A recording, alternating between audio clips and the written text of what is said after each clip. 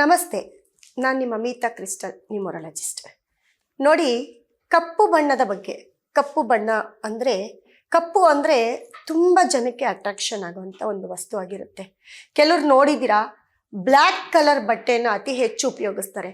ಯಾವುದಾದ್ರೂ ಒಂದು ಫಂಕ್ಷನ್ಗೆ ಹೋಗಲಿ, ಒಂದು ಫೋಟೋಶೂಟ್ ಮಾಡಿಸ್ಲಿ, ತುಂಬ ಜನ ಬ್ಲ್ಯಾಕ್ ಬಟ್ಟೆನ ಉಪಯೋಗಿಸ್ತಾರೆ. ಅದೇ ರೀತಿ ಈ ಕಪ್ಪು ಬಣ್ಣ ಅನ್ನೋದು ಜನರಿಗೆ ಅಷ್ಟು ಅಟ್ರಾಕ್ಟ್ ಆಗಿರುತ್ತೆ. ಆದರೆ ಆ ಕಪ್ಪು ಬಣ್ಣದ ಬಟ್ಟೆ ಆಗಿರ್ಬೋದು, ಅಥವಾ ಒಂದು ಕಪ್ಪು ಬಣ್ಣದ ದಾರ ಆಗಿರ್ಬೋದು, ಕಪ್ಪು ವಸ್ತು ಆಗಿರ್ಬೋದು, ಅದನ್ನು ಯಾವ ರೀತಿ ಬಳಕೆ ಮಾಡಬೇಕು ಅನ್ನೋದು ತುಂಬ ಇಂಪಾರ್ಟೆಂಟ್ ಆಗಿರುತ್ತೆ. ಯಾಕಂದರೆ ಕಪ್ಪು ಅನ್ನೋದು ನಮ್ಮ ಈ ಶನಿ ಗ್ರಹಕ್ಕೆ ಸಂಬಂಧಪಟ್ಟಿರೋವಂಥದ್ದು. ಇವಾಗ ನಾವು ಏನೇ ಆಗಲಿ, ಶನಿ ಅಂದಾಗ ಎಷ್ಟು ಭಯ ಪಡ್ತೀವಿ. ಯಾಕಂದರೆ ಶನಿ ಅನ್ನೋರು ಯಾವುದೇ ಒಂದು ರೂಪದಲ್ಲಿ ನಮ್ಮನ್ನು ಕಾಡ್ತಾ ಇರ್ತಾರೆ, ನಮ್ಮ ಹೆಗಲೇ ಇರ್ತಾರೆ. ಶನಿ ದಶ ಬಂದಾಗಿರ್ಬೋದು, 7.5 ನಡಿಬೇಕಾದ್ರೆ ಇರ್ಬೋದು, ತುಂಬ ತುಂಬ ಭಯಭೀತರಾಗಿರ್ತೀವಿ. ಒಂದು ಶನಿ ಟೆಂಪಲ್ಗೆ ಹೋಗಿ ಅಂದರೆ ಎಷ್ಟು ಭಯ ಭಕ್ತಿಯಿಂದ ಹೋಗ್ತೀವಿ. ಶನಿವಾರ ಅಂದರೆ ಎಷ್ಟು ಇಂಪಾರ್ಟೆಂಟ್ ಆಗಿರುತ್ತೆ ನಮಗೆ. ಅದೇ ರೀತಿ ಶನಿ ಅನ್ನೋದು ನಮ್ಮ ಲೈಫಲ್ಲಿ ಆ ಒಂದು ಇಂಪಾರ್ಟೆಂಟ್ ಒಂದು ಗ್ರಹ ಆಗಿರುತ್ತೆ. ಸೊ ನಮಗೆ ಯೋಗ ಕೊಡೋರು ಅವರೇ ಆಗಿರ್ತಾರೆ, ಕರ್ಮ ಧರ್ಮಾಧಿಪತಿನೂ ಅವರೇ ಆಗಿರ್ತಾರೆ. ಹಾಗಾಗಿ ಇವತ್ತು ಕಪ್ಪು ಬಣ್ಣದ ಬಗ್ಗೆ ಬಹಳಷ್ಟು ಮಾಹಿತಿಯನ್ನು ಕೊಡ್ತಾ ಹೋಗ್ತೇನೆ. ನೋಡಿ, ಬ್ಲ್ಯಾಕ್ ಅಂದಾಗ first of all black thread. ಯಾರೆಲ್ಲ ಕಾಲಿಗೆ ಕಪ್ಪು ದಾರ ಕಟ್ತಾರೆ ಅವ್ರಿಗೆ ಬರ್ದೇ ಇರೋವಂಥ ಪ್ರಾಬ್ಲಮ್ ಬರುತ್ತೆ. ಯಾಕೆ ಗೊತ್ತಾ? ಕಾಲು ಅನ್ನೋದು ನಮ್ಮ ದೇಹದ ಒಂದು ಕೊನೆ ಭಾಗ ಆಗಿರುತ್ತೆ.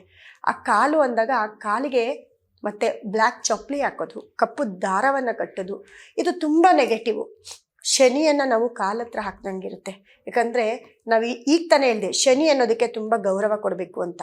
ಅದೇ ರೀತಿ ನೋಡಿ, ಕಪ್ಪು ಬಣ್ಣದ ಬ್ಲ್ಯಾಕ್ ಥ್ರೆಡ್ಡು ಯಾರೆಲ್ಲ ಕಾಲಕ್ಕೆ ಕಟ್ತೀರಾ ಅವ್ರಿಗೆ ಏನಾದರೂ ಒಂದು ಪ್ರಾಬ್ಲಮ್ಮು, ಪರ್ಸ್ನಲ್ ಪ್ರಾಬ್ಲಮ್ಮು, ಅಥವಾ ಎಲ್ಲಾದರೂ ಆಕ್ಸಿಡೆಂಟ್ ಆಗೋದು, ಅಥವಾ ಅದೇ ಕಾಲಿಗೆ ಏಟಾಗೋದು, ಈ ರೀತಿ ಒಂದು ಪ್ರಾಬ್ಲಮ್ನ ನೀವು ಅನುಭವಿಸ್ತಾ ಇರ್ತೀರ.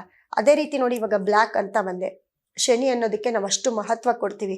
ಅದೇ ರೀತಿ ತುಂಬ ಜನ VIP ಮನೇಲಿ ಬ್ಲ್ಯಾಕ್ ಕಲರ್ ಬಾತ್ರೂಮನ್ನು ಉಪಯೋಗಿಸ್ತಾರೆ. ಬಾತ್ರೂಮಲ್ಲಿ ಬ್ಲ್ಯಾಕ್ ಕಲರ್ ಟಬ್ ಆಗಿರ್ಬೋದು, ಅಥವಾ ಇವಾಗ ನಾನು ಹೆಸರೇಳಕ್ಕೆ ಇಷ್ಟಪಡಲ್ಲ, ಕೆಲವೊಬ್ಬರು ಸೆಲೆಬ್ರಿಟಿ ಮನೇಲಿ, ದರ್ಶನ್ ಅವ್ರ ಮನೇಲೇ ಇರ್ಬೋದು, ಅವ್ರ ಮನೇಲಿ ಇಡೀ ಟಾಯ್ಲೆಟು ಕಪ್ಪು ಬಣ್ಣದ ಒಂದು ಟೈಲ್ಸು, ಕಪ್ಪು ಬಣ್ಣದ ಒಂದು ಕಮೋಡು, ಈ ರೀತಿ ಈ ಟಾಯ್ಲೆಟು ಬಾತ್ರೂಮ್ ಅನ್ನೋದು ನಮ್ಮ ಒಂದು ಕರ್ಮವನ್ನು, ನಮ್ಮ ನೆಗೆಟಿವ್ನ ರಿಮೂವ್ ಮಾಡುವಂತಹ ಒಂದು ಪ್ಲೇಸ್ ಆಗಿರುತ್ತೆ. ಅಲ್ಲಿ ತಗೊಂಡೋಗಿ ನಾವು ಆ ಶನಿಗೆ ಸಂಬಂಧಪಟ್ಟಂತಹ ಒಂದು ಸ್ಟೋನು, ಬಕೆಟು, ಈ ರೀತಿ ಬ್ಲ್ಯಾಕ್ ವಸ್ತುವನ್ನು ನಾವು ಅಲ್ಲಿ ಇಟ್ಟಾಗ ನಮಗೆ ಬರ್ದೇ ಇರೋವಂಥ ಪ್ರಾಬ್ಲಮ್ ಬರುತ್ತೆ. ಯಾಕಂದರೆ ಶನಿ, ನಾನು ಹೇಳಿದೆ, ಕರ್ಮ ಧರ್ಮಾಧಿಪತಿ ಅವನೇ ಆಗಿರ್ತಾನೆ.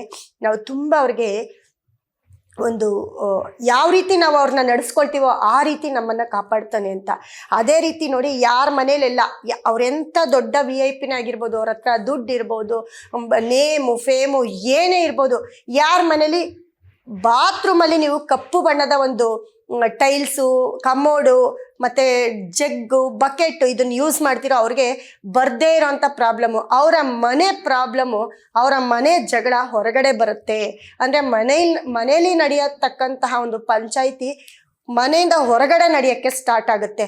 ಯಾರ ಮನೇಲಿ ಇದೆಲ್ಲ ಇರುತ್ತೆ ಅವ್ರ ಮನೇಲಿ ಅವ್ರವರೇ ನೋಡ್ಕೊಳ್ಳಿ, ನಿಮಗೆ ಗೊತ್ತಾಗುತ್ತೆ. ಅದೇ ರೀತಿ ಕಪ್ಪು ಬಣ್ಣ ಅಂತಂದೆ, ತುಂಬ ಸೆಲೆಬ್ರಿಟೀಸ್ ನೋಡಿ, ಆ ಬ್ಲ್ಯಾಕ್ ಡ್ರೆಸ್ ಹಾಕ್ಕೊಂಡು ತುಂಬ ಜನ ಏನಾದರೂ ಒಂದು ಅವಾರ್ಡ್ ಫಂಕ್ಷನ್ ಕರೀಲಿ, ಅಥವಾ ಒಂದು ಫೋಟೋಶೂಟಿಗೆ ಕರೀಲಿ, ಕಪ್ಪು ಬಣ್ಣದ ಒಂದು ವಸ್ತುವನ್ನು ಹಾಕ್ಕೊಂಡು, ಅಂದರೆ ಅದು ನೋಡೋಕ್ಕೆ ತುಂಬ ಅಟ್ರಾಕ್ಟ್ ಆಗಿರುತ್ತೆ. ಆದರೆ ಯಾರು ಅತಿ ಹೆಚ್ಚು ಬ್ಲ್ಯಾಕ್ ಡ್ರೆಸ್ಸು, ಬ್ಲ್ಯಾಕ್ ಕೋಟು, ನೀವು ಕಪ್ಪು ಬಣ್ಣದ ಏನೇ ಆಗಿರಲಿ ಯೂಸ್ ಮಾಡ್ತೀರೋ ಅವ್ರಿಗೆ ಪರ್ಸ್ನಲ್ ಪ್ರಾಬ್ಲಮ್ ಹೆವಿ ಇರುತ್ತೆ.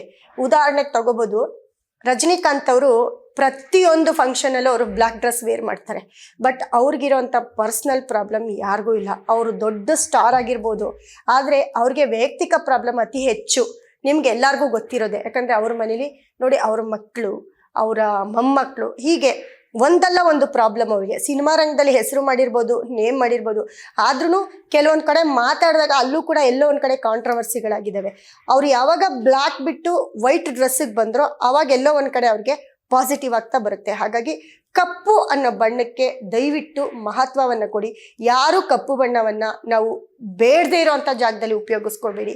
ಅದನ್ನು ಉಪಯೋಗಿಸ್ಕೊಂಡಾಗ ತುಂಬ ಪ್ರಾಬ್ಲಮಲ್ಲಿ ಸಿಕ್ಕಾಕೊಳ್ತೀರಾ. ಹಾಗಾಗಿ ಕಪ್ಪು ಬಣ್ಣವನ್ನು ಆದಷ್ಟು ಗೌರವಿಸಿ, ನಿಮ್ಮ ಶನಿಯನ್ನು ನಿಮ್ಮ ಹೆಗಲೇ ಇರಿಸ್ಕೊಬೇಡಿ ಅಂತ ಹೇಳ್ತಾ ಮುಂದಿನ ವಿಡಿಯೋದಲ್ಲಿ ಸಾಕಷ್ಟು ಮಾಹಿತಿಯನ್ನು ಕೊಡ್ತಾ ಬರ್ತೀನಿ. ಇಷ್ಟೊತ್ತು ನನ್ನ ಕಾರ್ಯಕ್ರಮ ನೋಡಿರೋ ಎಲ್ಲ ನನ್ನ ವೀಕ್ಷಕರಿಗೂ ಕೂಡ ನನ್ನ ಒಂದು ಧನ್ಯವಾದಗಳನ್ನ ತಿಳಿಸ್ತೀನಿ.